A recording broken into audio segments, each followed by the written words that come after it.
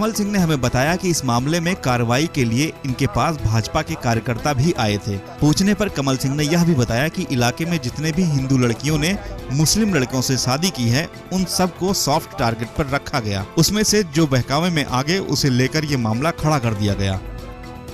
कमल सिंह ने कहा, भाजपा के तमाम कार्यकर्ता यहाँ आए थे। इन्होंने क्या किया कि जो मुस्लिम लड़कियाँ जो हिंदुओं के साथ भागी या मुसलमानों के साथ गई थी, हिंदू लड़कियाँ, उनको इन्होंने डेवलप किया। नहीं, धर्म परिवर्तन का जो मैटर हुआ उसके संदर्भ में किसी मंत्री ने फोन किया हो कि भाई धर्म परिवर्तन ये फोर्सफुली कराया गया या फोर्सफुली नहीं कराया गया? मेरे पास नहीं आया। भाजपा के तमाम कार्यकर्ता यहाँ आए थे। अच्छा। और उन लोगों ने यहाँ अपना प्रोसीड किया था कि भाई आप इसमें कार्रवाई करिए, नहीं तो हम आंदोलन करेंगे, ये करेंगे, वो करेंगे। तो इस तरह की और भी कोई केस तो नहीं है आसपास आपके एरिया में? कोई घटना ऐसी घटी हो जिसमें इस तरह से मतलब फ्रॉड हुआ हो या फेक तरीके से प्रमोट किया गया हो? कि उन्होंने क्या किया कि जो मुस्लिम लड़कियां हिंदुओं के साथ भागी थी, क्या मुसलमानों के साथ गई थी हिंदू लड़कियां, उनको इन्होंने डेवलप किया। अच्छा, उनको सॉफ्ट टारगेट किया। जो बहक गई उनका ये उन्होंने एक तो खरखौदा हुआ, एक हमारे यहाँ रख दिया। मीरापुर थाने में ही हमारी मुलाकात सब इंस्पेक्टर खान से हुई। खान इस मामले के जांच अधिकारी भी हैं। इन्होंने इस मामले से जुड़ी हुई एक और बात का खुलासा किया। इन्होंने हमें बताया कि असल मामला जमीन को लेके हुआ था। आरोपी ने अपनी पहली पत्नी के नाम से कहीं पर प्लाट लिया था, जो काजल को नागवार गुजरा। इस बात को उसने अपनी ही बिरादरी के पत्रकार बलबीर गोस्वामी को बताया। यहीं से यह मामला पैदा हुआ। सब इंस्पेक्टर खान ने हमें बताया कि बयान के समय भाजपा के लोग भी थे और बयान देने के बाद पीड़ित महिला आरएसएस के ऑफिस भी गई थी। वहां जहां पे भी काफी लोग आ गए थे, समझे नहीं, और बीजेपी वाले भी थे, उसमें 1-2 आदमी। फिर उसके बाद वो बयान देने के बाद में वो आरएसएस के ऑफिस भी गई थी। डॉक्टर भी ठीक नहीं है। डॉक्टर ठीक नहीं है जब ऐसी भाई कैसे क्या लाने का मतलब नहीं। अच्छा, उसके पास भी ऐसे ही उठना बैठना था। ये पत्रकार महोदय भी वहाँ पहुँच गया था। अच्छा, आपने ले लो। मैंने अभी पी गया हूँ, 2 जगह पी। आदि का मास आदमी पी लो, कोई घर के आदमी को बताऊंगा तुम्हें सब। तो वो जो है उसके पास वो पत्रकार अटैच हो गया, वो उसकी बिरादरी का था। उसे कुछ कौन है गोस्वामी? बलबीर गोस्वामी नाम लिख लो।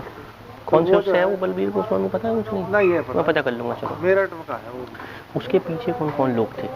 बलबीर के पीछे कौन थे?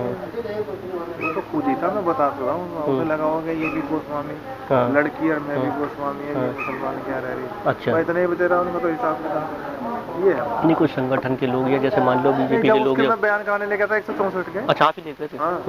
वहाँ जाके भी काफी लोग आ गए थे, समझे नहीं, और बीजेपी वाले भी थे उसमें 1-2 आदमी।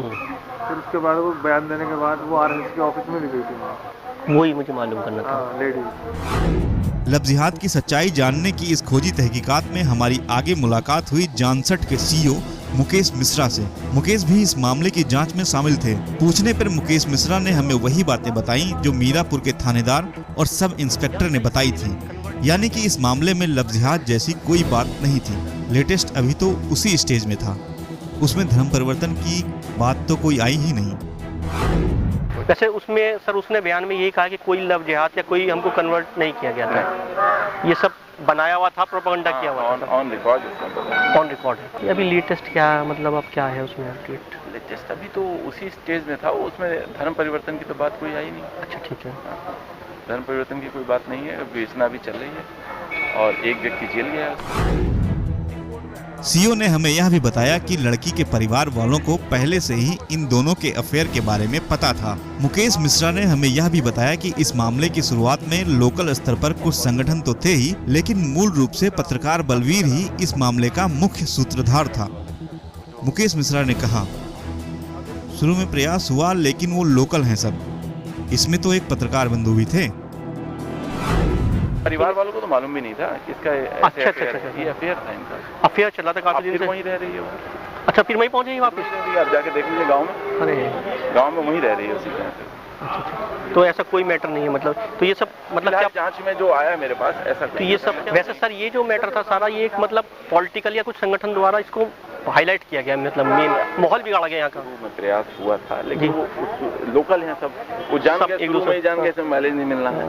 इसमें तो एक पत्रकार बंधु भी थे कोई, यहाँ का तो माहौल मुझे मालूम है सर, बहुत अच्छे लोग हैं यहाँ के, सब किसान, सब लोग करने की खेती वाले। एक पत्रकार बंधु भी इसमें शामिल हाँ थे, कुछ सुना था बलबीर। मैंने, बलबीर या कुछ नाम का। और बाद में जब ये टर्न हुआ मामला, हमने उनको बुलाना चाहा कि आके सही वो बात, भी बयान हाँ, दें, हाँ। तो वो हाथ खड़ा करके निकल गए। अरे बाप रे। उन्हें भी समझ में आ गया गलत इन्वॉल्व थे। तहकीकात में आगे हमारी मुलाकात हुई पीड़ित महिला के पहले पति के घर वालों से। जब हमने उनसे इस मामले की सच्चाई जाननी चाही तो इन्होंने भी लव जिहाद को सिरे से नकार दिया। उन्होंने तो यह भी बताया कि सारा खेल पैसे का है, जिसे लव जिहाद का रंग चढ़ा दिया गया। ये ड्रामा बना दिया गया, 1,00,000 2 लाख तुम ले लियो, 1,00,000 2 लाख मैं ले लूंगा। लव जिहाद नहीं था। सारा गड़बड़ क्या कर दी, नाम मत बताओ। पहली बात तो मीडिया वालों को उसने खुल्ला, फिर दूसरी बात ये चले गए बहू ने रिपोर्ट कर, सही है।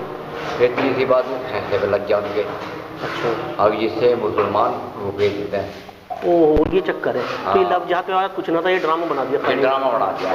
और वो जो जिसने वो दलाली का केस लड़ाया, दलाली माने पत्रकार से मिल गया, ऐसे मिल लूँ मैं मिल लूँ, और तो तुम तो चढ़ा बढ़ा कर लिख दोगे, और मैं था से कान में कह दूँ कहना लग रहा है फंसा दे। सही बात है, हाँ, करवा दूंगा। हाँ, 1,00,000 2 लाख रुपए तुम ले लो, 1,00,000 2 लाख मैं ले लूँगा। अच्छा ये मैटर था, ये मैटर है। आगे हमारी मुलाकात पीड़िता के पहले पति के ताऊ और ताई से हुई। काजल के पहले पति के ताऊ और ताई ने भी लव जिहाद के किसी भी बात से साफ इनकार कर दिया। साथ ही साथ इसमें मामले को लव जिहाद बनवाने के लिए शिवसेना का भी नाम लिया। लव जिहाद तो बना दिया जो उनके संगठन के आदमी थे, शिवसेना के आदमी थे। जो उनके संगठन के आदमी थे, संगठन के आदमी हैं, उन्होंने जो उसकी मदद करी, जैसे अदालत तो लेगी, उन्होंने जो तो लेगी हमसे, उनसे पूछो फिर कैसे लेगी, क्या क्या तुमने फैसला करा था इसका। हाँ संगठन ने साथ दिया है। कोई आदमी लगी जाना है, कुछ पैसे से ही मदद करी उन्होंने, संगठन ने दिया। आप हाँ फिर तो हो जब दिए पैसे, आएंगे वो दिए। अदालत में ये लेगी। पैसा दिया उन्होंने। खुद जब होगा मुनासरा है नहीं, शिवसेना के सारी आदमी के फौज वो कर वकील देगा। का लगा, कोई वकील था जो उन्होंने उसकी मदद करी। शिवसेना वाले हों यही। लव जिहाद के इस सनसनीखेज केस की जांच में हमारा पीड़ित लड़की से भी बात करना जरूरी था, ताकि हम इस केस की तह तक पहुंच सकें। पीड़ित लड़की काजल से हमारी बात आमने सामने तो नहीं हुई, लेकिन फोन पर हुई। काजल ने हमें बताया कि उनका सारा मैटर अब खत्म हो चुका है। उन्होंने हमें यह भी बताया कि लव जिहाद जैसी कोई भी बात उनके साथ नहीं हुई है और शादी उन्होंने अपनी मर्जी से की है। मैंने शादी डॉक्टर साहब से अपनी मर्जी से की थी। हाँ ये फ़ोन कर गया, तो बस मैं 1 मिनट और बात आपसे करना चाह रहा हूँ। मैं ये मालूम कर रहा था कि ये जो चीज़ हुई थी, जो आपका लव जिहाद वगैरह हुआ था, ये सब बनाया हुआ था या मतलब ये हुआ ही था सचमुच में, जो लव जिहाद वगैरह हुआ था ये सब इन्होंने बनाया था? ये लव जिहाद वाला जो मैटर था, जी जी जी देखो शादी कोई भी इंसान किसी से भी कर सकता है। जी जी हाँ जी। ठीक है, तो मैंने शादी डॉक्टर साहब से अपनी मर्जी से की थी। जी हाँ, मैं उनके साथ अपनी मर्जी से रह रही थी। काजल ने हमसे बातचीत के दौरान खुलासे पर खुलासे किए। काजल ने हमें बताया कि जो मुकदमा उन्होंने अब्दुल कलाम पर किए थे, वो किसी के बहकावे में आकर किए थे। वे लोग पैसों के लिए ये केस करवाए थे। आज काजल अपनी मर्जी से केस वापस ले चुकी है और आरोपी डॉक्टर के साथ अपनी मर्जी से ही रह रही है। काजल ने इस केस में कुछ संगठनों के साथ साथ कुछ मीडिया कर्मियों को भी कसूरवार ठहराया। हालांकि काजल सीधे तौर पर किसी का भी नाम लेने से बचती रही। वो उन्होंने करा है वो अपने आप भरेंगे, मुझे इससे कोई मतलब नहीं। ये कुछ संगठन वाले हैं और कुछ मीडिया वाले हैं। अपनी मर्जी से ही मैंने ये केस वापस किया है। और इसमें जो था, कुछ लोग थे ऐसे जिन्होंने मतलब पैसों के उससे ये केस करवाया था।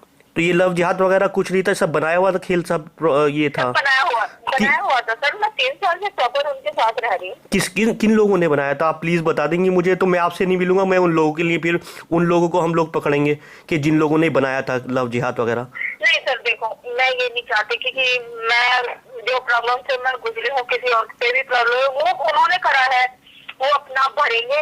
मुझे इससे कोई मतलब नहीं है। बस आप अगर रिकॉर्डिंग आप कर रहे हो या कुछ भी, तो सिर्फ आप इतना लिख सकते हैं कि मैंने अपने केस वापस ले लिया, अपनी मर्जी से मैं शादी करके रह रही हूँ, इसमें किसी का भी कोई भी हाथ नहीं है, लज्जे हाथ वाला कोई भी चक्कर नहीं है। ये सब चीज़ ऐसा कोई मैटर नहीं था लव जिहाद का। ये थोड़ा सा ये बता पाएंगे कि किस संगठन वाले लोगों ने बनाया ये, या किन लोगों ने बनाया, मतलब ये सब चीज़ जो बनाई है, ये लव जिहाद बना के प्रोपेगेंडा किया इसका,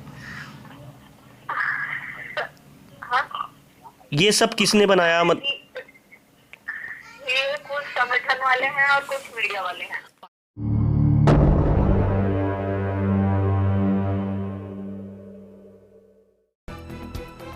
2014 के विधानसभा उपचुनाव के समय लव जिहाद को जिस मामले में सबसे ज्यादा हवा दिया गया था वो था मेरठ के खरखोदा थाने के सरावा गांव का मामला। इस गांव की एक लड़की नेहा के पिता ने 3 अगस्त 2014 को खरखोदा थाने में अर्जी दी कि उनकी बेटी के साथ मदरसे के हाफिज और गांव के प्रधान ने मिलकर सामूहिक बलात्कार करने के साथ साथ उसका जबरदस्ती धर्म परिवर्तन कराया है।